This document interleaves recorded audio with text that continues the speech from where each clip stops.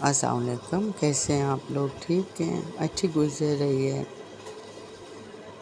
آج آپ کو تھوڑا سا یہ دنیا پہ جو شداد نے جنت بنائی تھی اس کے بارے میں بتاتی ہوں۔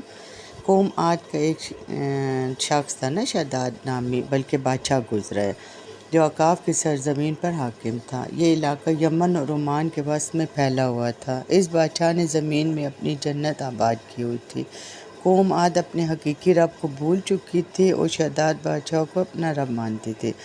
اللہ تعالیٰ نے اس قوم کی بھلائی کے لیے حضرت ہود علیہ السلام کو بھیجا تاکہ اس قوم کو سیدھا راستہ بتایا جائے اور ان کی آخرت خراب نہ ہو۔ جب ہود علیہ السلام نے اس قوم کو اللہ تعالیٰ کا حکم دیا کہ خدا ایک ہے، صرف اسی کی عبادت کرو، تو اس قوم نے حضرت ہود علیہ السلام کی بات کو ماننے سے انکار کر دیا۔ پھر اللہ تعالیٰ نے اس قوم کی بدعمالیوں کی وجہ سے انہیں تباہ و برباد کر کے رکھ دیا تھا۔ قوم عاد کو اللہ تعالیٰ نے بے پناہ جسمانی طاقت کا حامل بنایا ہوا تھا۔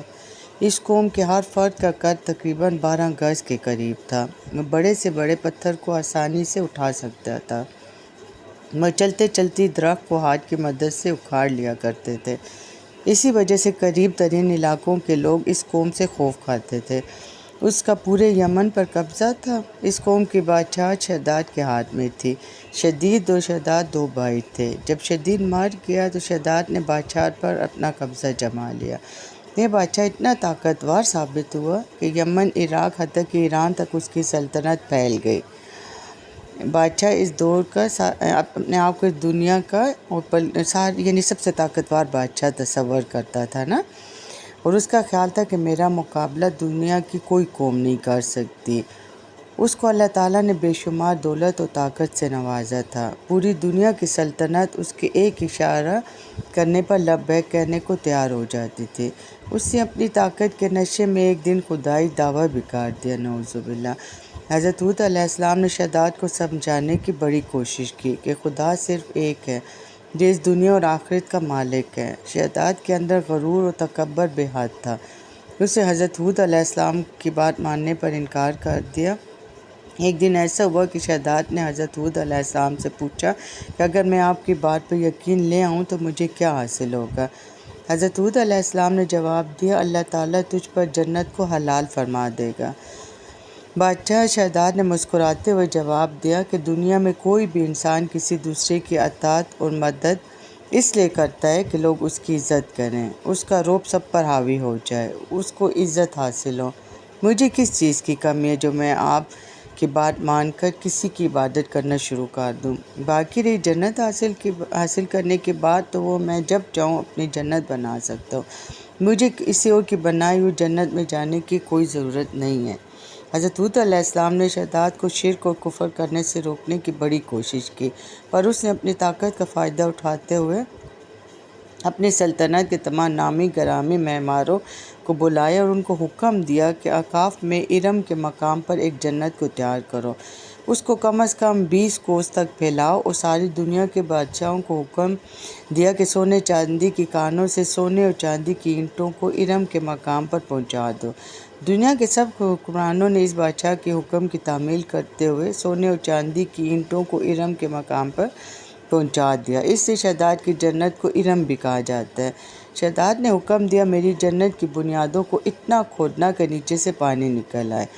اس کی بنیادوں کو سنگ سلیمانی سے پور کیا گیا تھا۔ جب بنیادیں بڑھ کر زمین تک آ گئی تو سونے چاندی کی اینٹوں سے دیواریں بنا دی گئی۔ اس کی دیواروں کو بہت ہی بلند رکھا گیا تھا۔ ان دیواروں کی لمبائی تقریباً 100 گز تھی۔ جب سورج کی کرنیں شداد کی جنت پر پڑتی تھی تو سونے چاندی کی دیواروں کی چمک انتہا سے زیادہ خوبصورت لگتی تھی۔ پھر اس شہر کے چاروں اطراف تعمیر کیے گئے۔ اس کے بعد چاروں اطراف کے اندر 1000 محل بنا دیے گئے نا۔ ہر محل 1000 ستونوں پر مشتمل تھا اور ہر ستون کو جواہرات سے بنایا گیا تھا۔ اس کے اندر ایک چشمہ بنایا گیا تھا جس سے بے شمار نہریں نکلتی تھیں۔ ہر محل میں حوض اور فوارے تیار کیے گئے۔ نہروں کی دیواروں فرش کو یاقوت، زمرد، مرجان اور نیلم جیسے پتھروں سے بنایا گیا تھا۔ نہر کے کناروں پر خوبصورت درخت بنائے گئے تھے جن کی جڑیں اور شاخیں سونے کی اور پتے زمرد کے بنائے گئے تھے۔ ان پر موتی اور یاقوت کے پھل سجائے گئے۔ اس شہر کی دکانوں دیواروں کو مشک اور زعفران اور امر و گلاب سے تیار کیا گیا تھا۔ یاقوت و جواہرات کے تیار کردہ پیارے پیارے چرند پرند چاندی کی دیواروں پر اپنی اپنی باری کے مطابق ڈیوٹی دیتے تھے۔ جب شہداد کی جنت تیار ہو گئی تو سارے شہر میں ریشم اور زردونی کے قالینوں کو بچھایا گیا۔ پھر نہروں کی ترتیب اس طرح تیار کی گئی کہ کسی میں میٹھا پانی بہا دیا گیا اور کسی میں شراب، دودھ اور شہد شربت بہا دیے گئے تھے۔ ہر انسان کو اپنے اپنے ہنر کے مطابق یہاں ان سے کام لیا گیا تھا نا۔ اس کے بعد شہداد نے دنیا کے ہر بادشاہ کو حکم جاری کر دیا کہ اپنے اپنے ملک سے یعنی جنت علم کے لیے پھل بھیجا کریں۔ شہداد نے اپنی جنت کو 12 سالوں کے اندر تعمیر کروایا تھا۔ جب جنت علم تیار ہو گئی تو شہداد کو پیغام بھیجا گیا کہ ارم یعنی آپ کی جنت آپ کے استقبال کے لیے بے چین ہے۔ شہداد یہ خبر سن کر اپنے علماء کو ہمراہ لے کر حضرت ہود علیہ السلام اور حضرت ہود علیہ السلام کے دوستوں کا مذاق اڑاتا ہوا جنت میں پہنچ گیا۔ وہ جنت کے دروازے پر پہنچ کر بولا کہ حضرت ہود علیہ السلام مجھے جنت کے بارے میں کہتے تھے کہ میرا رب تجھ کو جنت کا حقدار بنا دے گا۔ دیکھو میں خدا ہوں، نعوذ باللہ، یہ دیکھو میری جنت، میری دولت و طاقت۔ اس جنت میں صرف ان لوگوں کو ہی داخل ہونے دوں گا جو مجھے خدا مانیں گے۔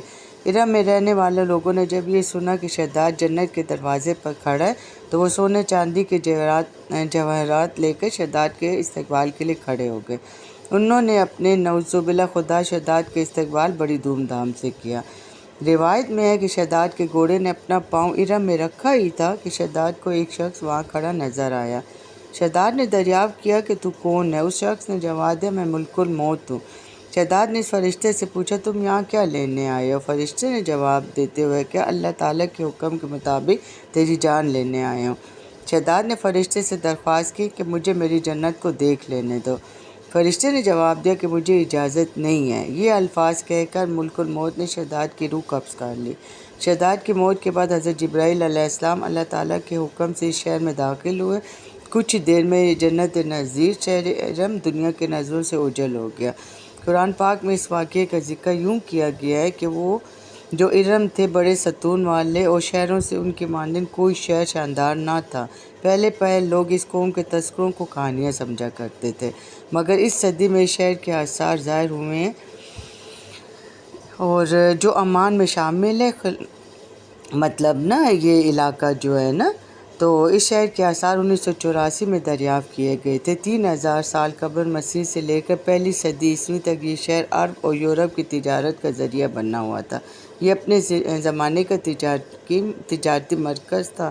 ایک روایت میں اس طرح سے بیان کیا گیا ہے کہ اس شہر کو اللہ تعالیٰ نے طوفان کے ذریعے برباد کیا تھا۔ یہ 1000 ستونوں کے شہر کے نام سے مشہور تھا۔ یہ شہر عمان میں موجود تھا۔ اس شہر میں قوم عاد اور قوم سمود آباد تھی۔ حضرت ہود علیہ السلام، حضرت صالح علیہ السلام کی قبریں بھی یہاں موجود ہیں۔ 1992 میں عمان کے ٹیلے پر ریت سے 13 میٹر کی گہرائی میں یہ شہر نظر آیا۔ یہ ایک حیرت انگیز دریافت تھی۔ جب اس پر کام شروع کیا تو اس شہر کے بارے میں معلومات مل لی گئی کہ یہ شہر گندک میں لپٹا ہوا ہے، جس سے سارا شہر گندک کے جوہر میں تباہ ہوا تھا۔ سبحان اللہ، دیکھا یعنی جو لوگ ایسے دعوے کرتے ان کا انجام کیا۔ اس کو شہداد کو اپنی جنت میں قدم رکھنا بھی نصیب نہیں ہوا، کیونکہ اس نے نعوذ باللہ اللہ کی ذات سے انکار کیا تھا اور اپنا اللہ ہونے کے دعویٰ کیا تھا۔ تو دیکھو اللہ نے پھر شکر الحمدللہ ہم مسلمان ہیں۔ دنیا کے کافروں کو، پوری دنیا کو اللہ تعالیٰ نے بتایا کہ نافرمان کا یہ انجام ہوتا ہے۔ اپنی آنکھوں سے دیکھو، دعاؤں میں یاد رکھیں۔ اللہ حافظ۔